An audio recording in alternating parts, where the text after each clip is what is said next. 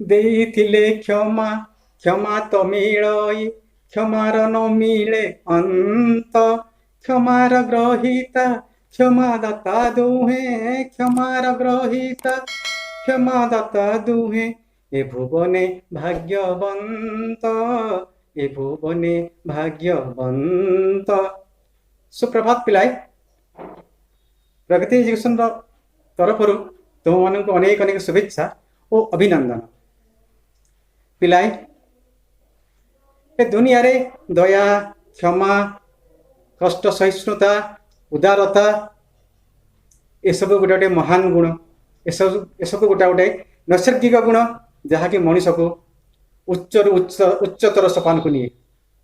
ପ୍ରକାରାନ୍ତରେ ନିର୍ଦ୍ଦୟତା ଭାବ, କ୍ରୂରତା, ଅସହନଶୀଳତା ଏସବୁ ମଣିଷକୁ ରସାତଳଗାମୀ କରାଏ।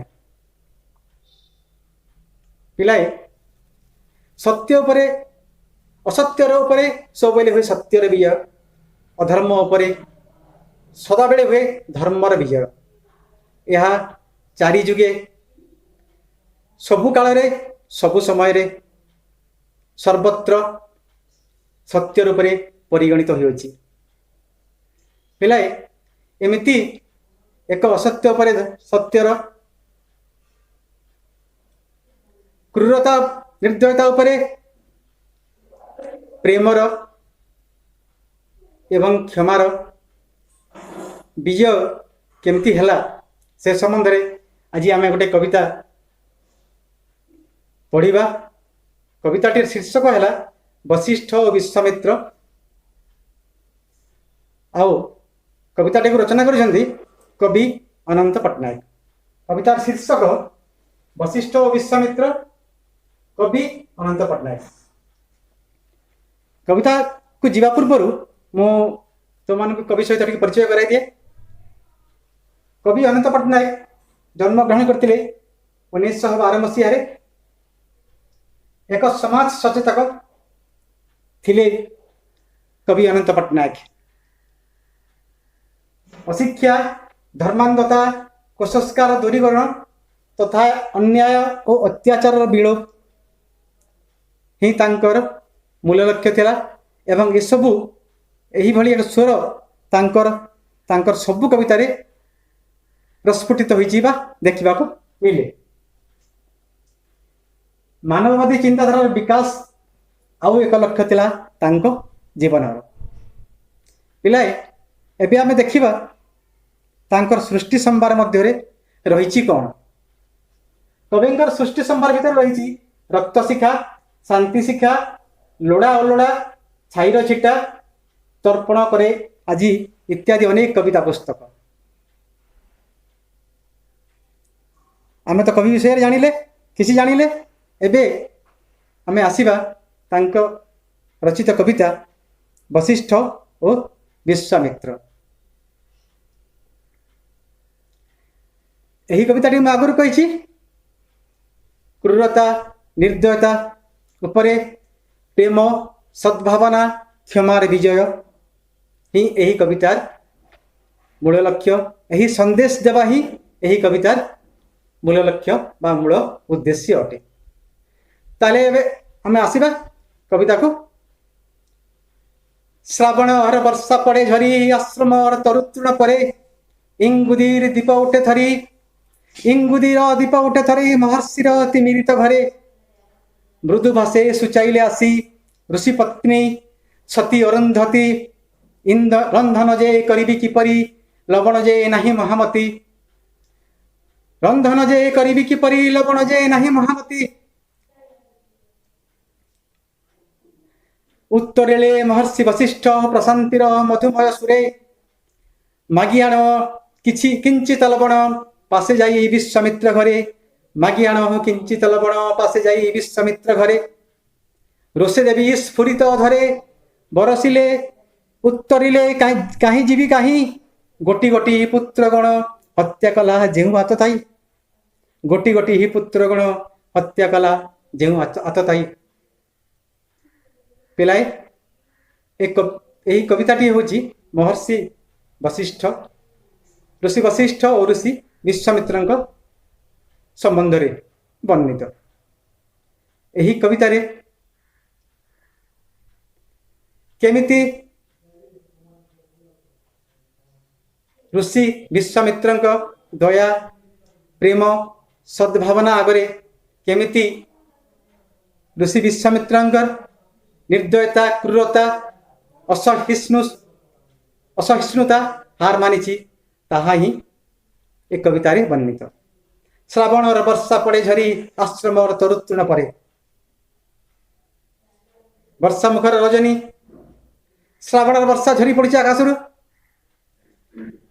ऋषि वशिष्ठଙ୍କ आश्रम निकटरे आश्रम परे तरुतृण सते जेमिति अवगाहनरत स्नानरत सेपटे इंगुदीर दीप उठे धरी महर्षिर तिमिरित घरे।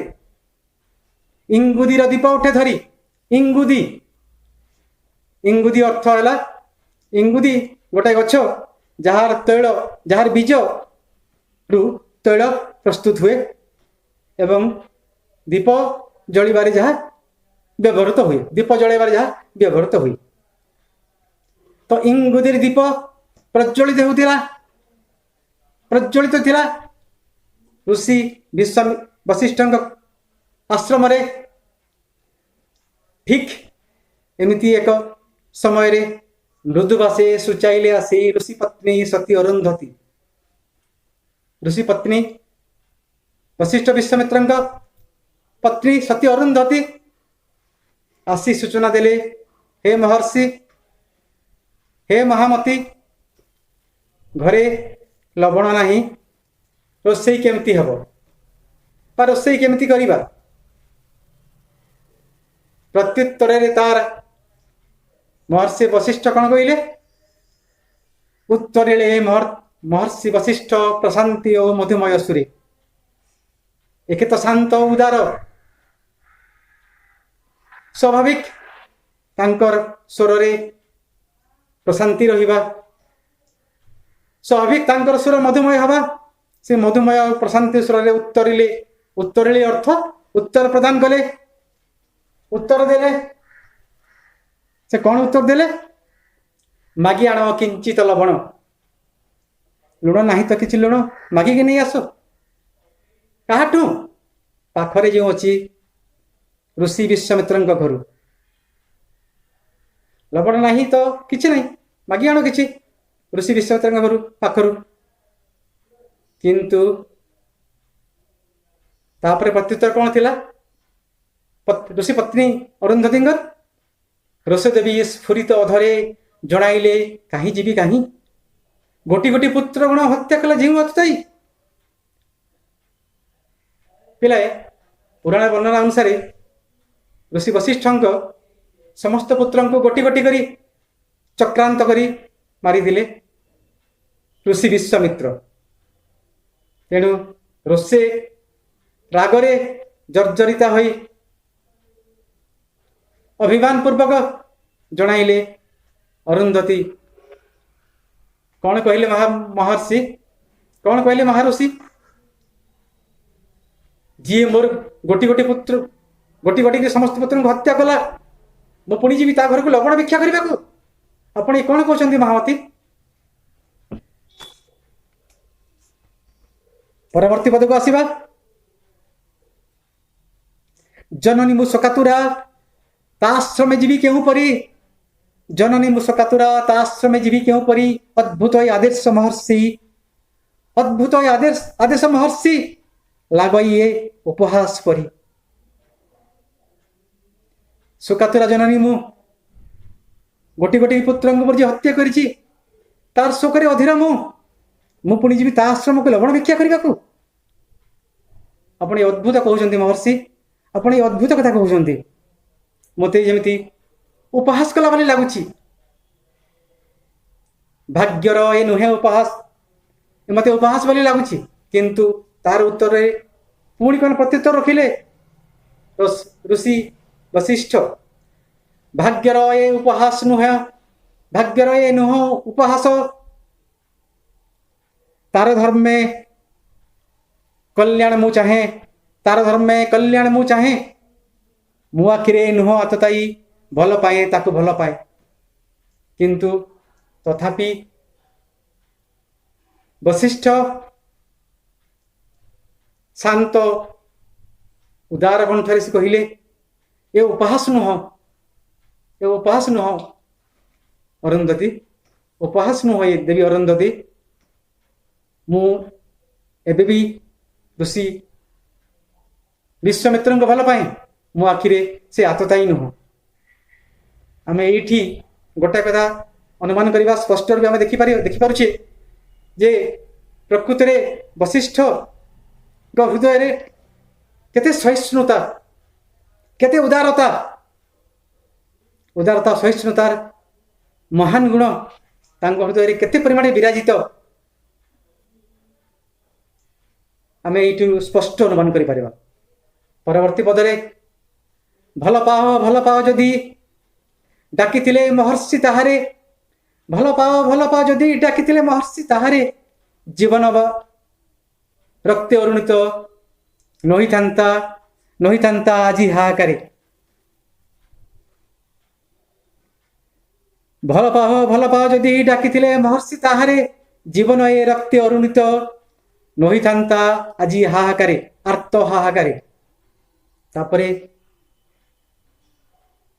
ଅରୁନ୍ଧତୀ ପୁଣି ପ୍ରତ୍ୟୁତ୍ତର ଦେଇଛନ୍ତି ଯେ ଏଇ କଥା ଯଦି ଆପଣ ଆଗରୁ ଚିନ୍ତା କରିଥାନ୍ତେ, ଆପଣ ଏ କଥା ଯଦି ଭାବିଥାନ୍ତେ, ଆଗରୁ କହିଥାନ୍ତେ ମୁଁ ତାକୁ ଭଲ ପାଏ ଏବଂ ତାକୁ ଯଦି ମହର୍ଷି ଡାକିଥାନ୍ତେ ଅର୍ଥାତ୍ ମହର୍ଷି ରୂପରେ ସ୍ୱୀକାର କରିଥାନ୍ତେ, ତାହେଲେ ହୁଏତ ଜୀବନ ଏ ରକ୍ତେ ଅରୁଣିତ ନହିଥାନ୍ତା ଆର୍ତ ହାହାକାରେ, ଏ ଜୀବନକୁ ଏ ହାହାକାରମୟ ସମୟ ଦେଖିବାକୁ ପଡ଼ିନଥାନ୍ତା, ଏ ଜୀବନ ରକ୍ତରେ ଅରୁଣିତ ହୋଇନଥାନ୍ତା।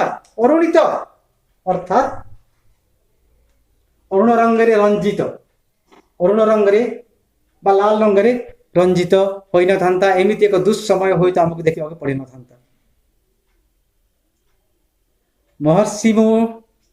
ମହର୍ଷି ମୁଁ ଡାକି ନାହିଁ ତାକୁ ପ୍ରାଣେ ପ୍ରାଣେ ଭଲ ପାଏ ବୋଲି ଜଣାଇଲେ ସାଧରେ ବଶିଷ୍ଠ ଶ୍ମଶ୍ରୁତଲୁ ସ୍ମିତ ହାସ୍ୟ କାଢ଼ି। କିନ୍ତୁ ବଶିଷ୍ଠ ପୁଣି କହିଲେ ମୁଁ ତାକୁ ଭଲ ପାଏ, ଖୁବ୍ ଭଲ ପାଏ, ଆଉ ଏଥିପାଇଁ ହିଁ ମୁଁ ତାକୁ ମହର୍ଷି ଡାକି ପାରି ନାହିଁ। ତାଙ୍କ ଶ୍ମଶ୍ରୁତଲୁ ସେ ସ୍ମିତ ବା ମୃଦୁ ହାସ୍ୟ କାଢ଼ି ଦେବୀ ଅରୁନ୍ଧତୀଙ୍କୁ ଉତ୍ତର ଦେଲେ ଯେ ମୁଁ ତାକୁ ଭଲ ପାଏ, ଖୁବ୍ ଭଲ ପାଏ, ଆଉ ଏଥିପାଇଁ ହିଁ ମୁଁ ତାକୁ ମହର୍ଷି ବୋଲି ଡାକି ପାରି ନାହିଁ।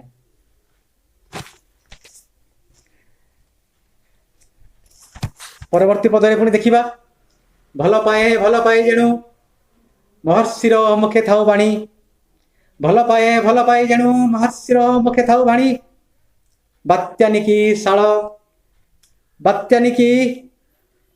ଶାଳ ବୃକ୍ଷ କାହୁଁ ପଦପ୍ରାନ୍ତେ ପିଟି ଦେଲାଣି। ହଠାତ୍ ଟିକେ ପଟ୍ଟ ପରିବର୍ତ୍ତନ ଘଟିଛି। ହୋଇଛି କଣ? ଭଲ ପାଏ ଯେଣୁ ମହର୍ଷିର ମୁଖେ ଥାଉ ବାଣୀ। କବିଙ୍କ ମୁଖରୁ ଭଲ ପାଏ ଏହି ବାଣୀଟିର ସମାପ୍ତି ହୋଇପାରି ନାହିଁ। ତାପରେ ହେଇଛି କଣ? ବାତ୍ୟାନିକି ଶାଳ ବୃକ୍ଷ କାହୁଁ ପଦପ୍ରାନ୍ତେ ପିଟି ଦେଲା ଆଣି। ବାତ୍ୟାନିକି ଶାଳ ବୃକ୍ଷ, ବାତ୍ୟାରେ ଯେମିତି ବିରାଟ ବଡ଼ ବଡ଼ ବୃକ୍ଷ ନିପତିତ ହୋଇଯାଏ, ଭୂମିରେ ପତିତ ହୁଏ, ଠିକ୍ ସେମିତି ହଠାତ୍ ଏକ ଘଟଣା ଆସି ସାମ୍ନାରେ ଉପସ୍ଥିତ ହେଲା। ସେଇଟା କଣ? ଅରୁନ୍ଧତୀ ପଡ଼ିଲେ ଚମକି, ନୀଳ ପକ୍ଷୀ ଉଠିଲେ ଚିତ୍କାରୀ, ଇଙ୍ଗୁଦିର ତୈଳଦୀପ ଶିଖା ଅନ୍ଧକାର ନାସିଲା ଫୁତ୍କାରୀ।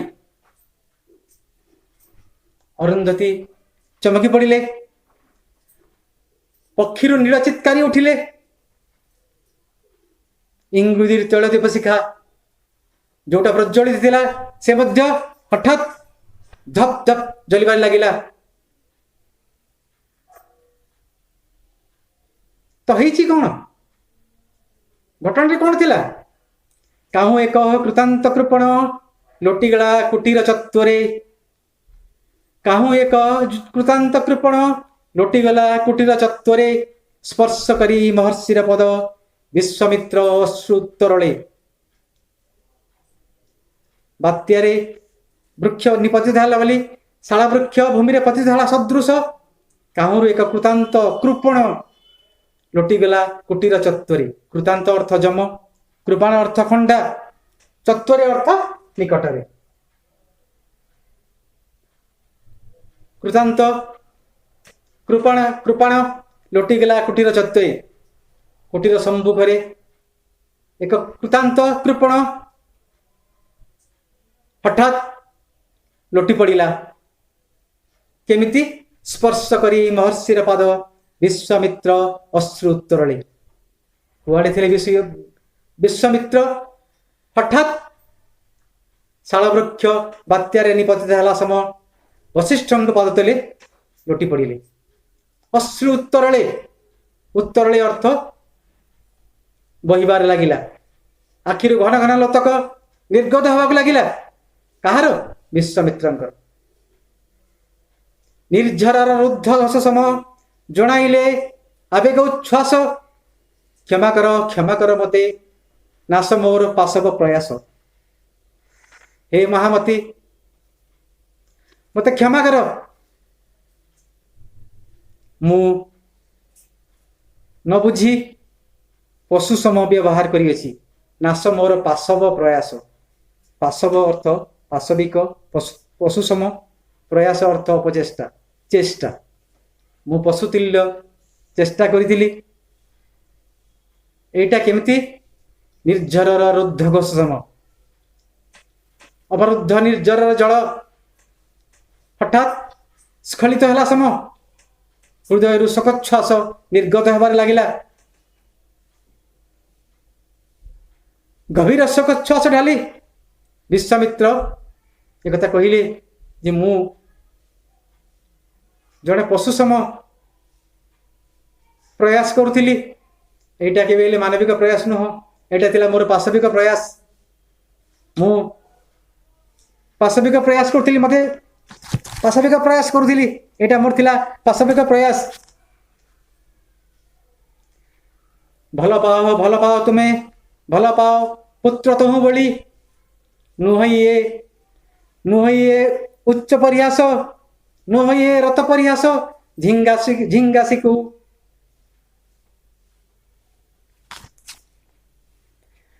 भल पाओ तुम्हें भल पाओ पुत्र तुहु बोली नुह तो ए रत परिहास झिंगासी तो कहू नहीं छली किंतु तथापि शांत उदार वशिष्ठ कौन कहले जानिछ बेले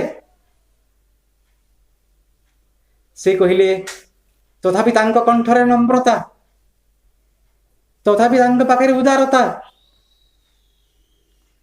शांत उदार कंठ से कहले भल पाओ तुम्हें भल पाओ पुत्र तो बोली मु जानिछि तुम्हें मते भल पाओ खूब भल पाओ न तो ए रत परिहास झिंगा सितु कहू नहीं छली शाणी तो ए कर बाड़ करे जानी थी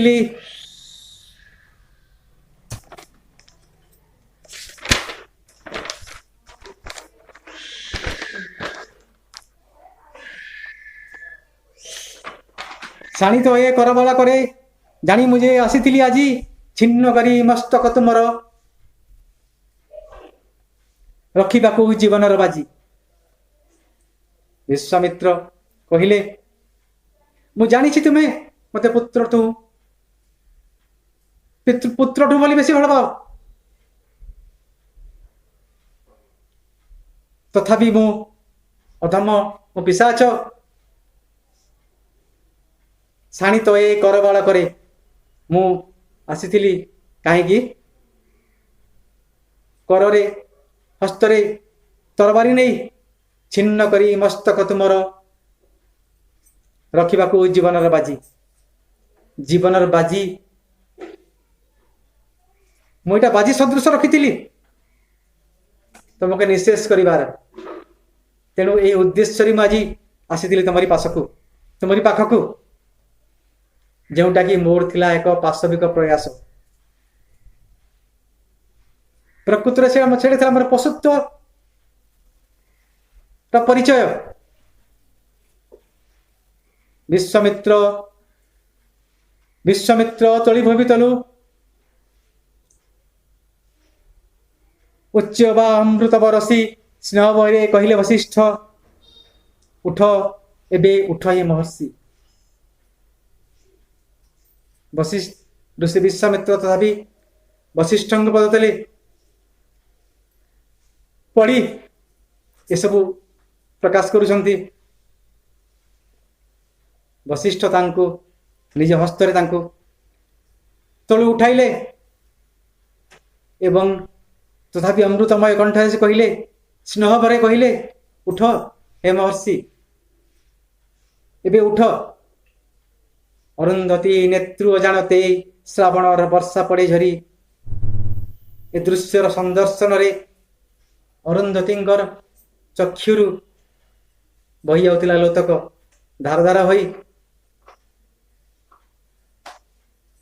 अरुंधति नेत्रु अजाणते श्रावण वर्षा पड़े झरी महियान देवतारे भला जानी थांती क्यों कह क्यों परी जानी थांती मुही क्यों परी अरुंधति मध्य से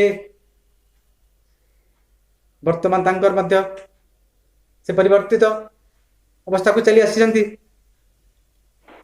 से कहते हे महर्षि